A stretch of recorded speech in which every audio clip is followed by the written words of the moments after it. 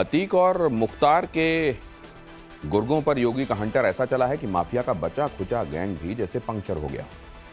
Mic, loudspeaker और मुनादी के ढोल के साथ मऊ में IS 191 गैंग पर बड़ा एक्शन हुआ। माफिया अफजाल के करोड़ों की जमीन कुर्क कर दी गई। तो वहीं प्रयागराज में अतीक के IS 227 से जुड़े लैंड माफिया पर बड़ा एक्शन हुआ है। कैसे बाबा की पुलिस ने यूपी में एक बार फिर माफिया ब्रदर्स की नकेल कस दी है, बिग एंड बोल्ड की ये दूसरी एक्सक्लूसिव रिपोर्ट देखिए।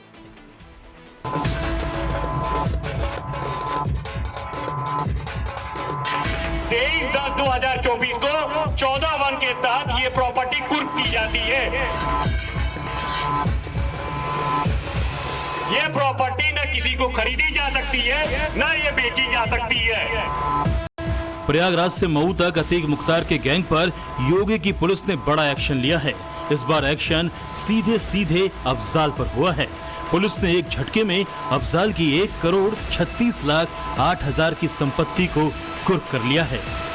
सर्वसाधारण को सूचित किया जाता है कि मुकदमा अपराध संख्या 298/24 धारा 3 वन गैंगस्टर एक्ट थाना कोतवाली नगर जनपद मऊ में श्रीमान जिला मजिस्ट्रेट जनपद मऊ के आदेशानुसार दिनांक 22/10/24 द्वारा वाद संख्या 1943/2024 कीमत 1,36,08,000 रुपए को अपने सहयोगी सरफराज अहमद पुत्र मोहम्मद हासिम निवासी लुंगी गली उत्तर प्रदेश गिरोह बंद एवं समाज विरोधी क्रियाकलाप निवारण अधिनियम 1986 की धारा 14(1) के अंतर्गत कुर्क किया जाता है।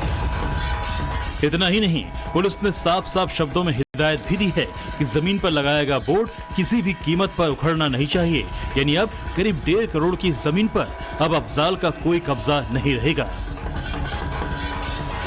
23/10/2024 को 14/1 के तहत ये प्रॉपर्टी कुर्क की जाती है। ये प्रॉपर्टी न किसी को खरीदी जा सकती है, न ये बेची जा सकती है। अगर आप ये समझ रहे हैं कि ये कुर्की माफिया रहे मुख्तार अंसारी के भाई और गाजीपुर से मौजूदा सांसद अफजाल अंसारी की संपत्ति की हुई है, तो आप गलत हैं। ये कुर्की मुख्तार के भाई अफजाल के खिलाफ नहीं, बल्कि उस अफजाल के खिलाफ हुई है जिसका नाम भी मुख्तार अंसारी के साथ जुड़ा है। ये अफजाल मुख्तार का गुर्गा है, IS 191 का गैंग लीडर है, जिले के टॉप 10 शातिर हिस्ट्री शीटर में इसका नाम है। जाहिर है माफियाओं के खिलाफ यूपी सरकार का एक्शन कैसे बुलेट की रफ्तार के साथ चल रहा है, ये इन तस्वीरों को देखकर समझा जा सकता है। यूपी की योगी सरकार मुख्तार के गैंग IS 191 के गुर्गों का चुन चुन कर हिसाब ले रही है। अवैध तरीके से अर्जित संपत्ति पर या तो बाबा का बुलडोजर चल चुका है या फिर उसे जब्त किया जा रहा है। इसी एक्शन को आगे बढ़ाते हुए बुधवार को मऊ में माफिया मुख्तार अंसारी के बेहद करीबी अफजाल की सहरतपुरा में 2 जमीनों को पुलिस ने कुर्क कर लिया। ये मिट्टी में मिल चुके मुख्तार अंसारी गैंग IS 191 पर कस्ते शिकंजे की गवाही है। मऊ में जिस अफजाल के खिलाफ ये एक्शन लिया गया है वो अभी जेल में है। उस पर मुख्तार गैंग में रहते हुए एक नहीं कई संगीन जुर्मों को अंजाम देने के आरोप हैं। कोतवाली में दर्ज गैंगस्टर एक्ट के मुकदमे के मामले में जो मुख्य आरोपी इसमें अफजाल है, वह मुख्यतः जो माफिया है वो उसे जो IS 191 गैंग के मुख्तार अंसारी से संबंधित रहा है और अवैध तरीकों से अपने धनार्जन की प्रक्रिया को करता था। पूर्व में भी कुर्की की कार्रवाई की गई थी। उसी क्रम में उसी मुकदमे में पुनः जो है कि संपत्ति का चिन्हांकन कराते हुए दोबारा जो है कि कुर्की की कार्रवाई की जा रही है और भी जो भी संपत्तियां मिल रही वो भी कराई जाएंगी। तो आज 2 मामले ऐसे थे जिसमें कुर्की की कार्रवाई की गई है, 2 संपत्तियां हैं। 2 महीने पहले भी मऊ DM के ऑर्डर पर माफिया मुख्तार के इस गुर्गे की 3.25 करोड़ की संपत्ति कुर्क की गई है। योगी सरकार की सख्ती के बाद मुख्तार अंसारी का गैंग खंड खंड हो चुका है। मुख्तार गैंग की 605 करोड़ रुपए से अधिक की संपत्ति को योगी सरकार अब तक जब्त और ध्वस्त करा चुकी है। मुख्तार और उसके खिलाफ IS 191 गैंग के सदस्यों की 317 करोड़ 97 लाख की प्रॉपर्टी सीज की गई है। 287 करोड़ की संपत्ति को कानूनी कार्रवाई करते हुए ध्वस्त कर दिया गया। मुख्तार अंसारी की अवैध संपत्तियों पर बुलडोजर चल चुका है। उसके गुर्गों की संपत्ति कुर्क की गई। और सिर्फ इतना ही नहीं, मुख्तार अंसारी के अवैध कब्जे से तमाम जमीनें खाली कराई गई हैं। मुख्तार अंसारी और उसके गैंग की मदद से चलने वाले ठेके, पट्टे और इसके साथ ही टेंडरिंग के जो तमाम काम है उन पर पुलिस लगाम लगा चुकी है। एक अनुमान के मुताबिक पुलिस ने जो काम किया है, यानी जिस तरीके से कार्रवाई की है, उसकी वजह से मुख्तार अंसारी के गिरोह के लगभग 215 करोड़ रुपए की जो प्रॉपर्टी है उसको नुकसान पहुंचा है। मुख्तार अंसारी के गैंग पर योगी सरकार कहर बनकर टूटी है। माफिया मुख्तार अंसारी की मौत के पहले से ही बीबी अफशाह फरार है।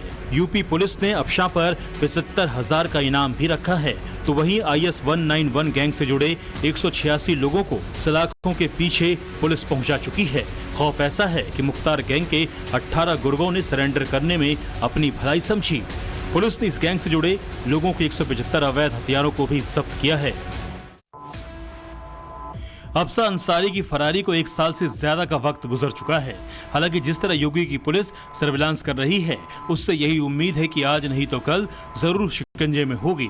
मुख्तार के IS 191 गैंग ही क्यों, पुलिस के रडार पर अतीक का गैंग IS 227 भी है।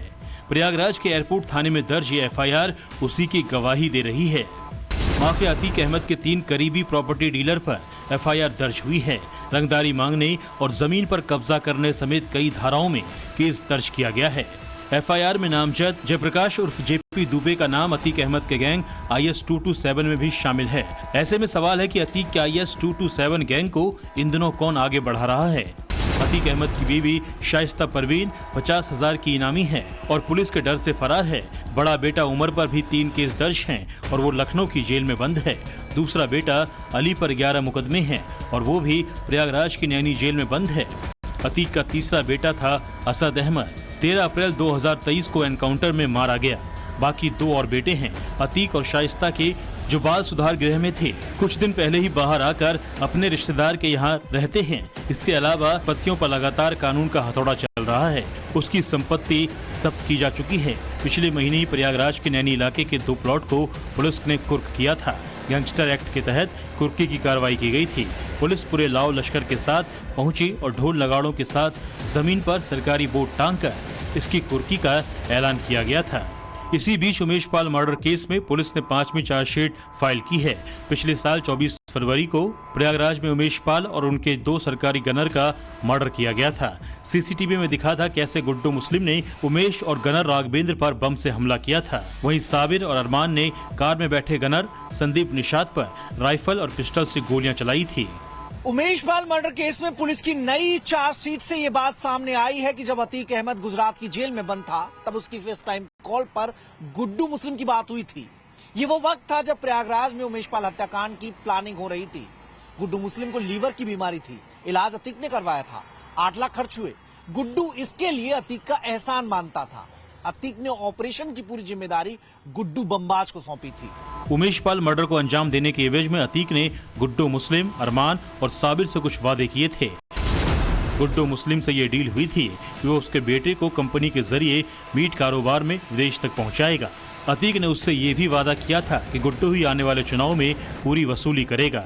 वहीं दूसरी तरफ राजनीतिक विंग की बागडोर का वादा साबिर से किया गया था, जबकि तीसरे शूटर अरमान से वादा किया था कि उसे सरेंडर कराया जाएगा। इसके बाद सिविल लाइन में मार्केट को वही ऑपरेट करेगा। आज की तारीख में गुड्डू मुस्लिम, अरमान और साबिर तीनों पिछले 1.5 साल से फरार हैं। 5 लाख के इनामी हैं। इनके खिलाफ पहले भी इनकी संपत्तियों के खिलाफ कुर्की की कार्रवाई की जा चुकी है। जाहिर है योगी राज में माफिया गैंग पर लिया जा रहा एक्शन अधूरा नहीं रहेगा। कहना गलत नहीं होगा, अब वो दिन दूर नहीं जब यूपी के प्रयागराज से मऊ तक ये गैंगस्टर सलाखों के पीछे होंगे। साथ ही उनकी कब्जाई अवैध संपत्ति भी नील बट्टे सन्नाटा हो जाएगी। Bureau report, times now, Navbharat.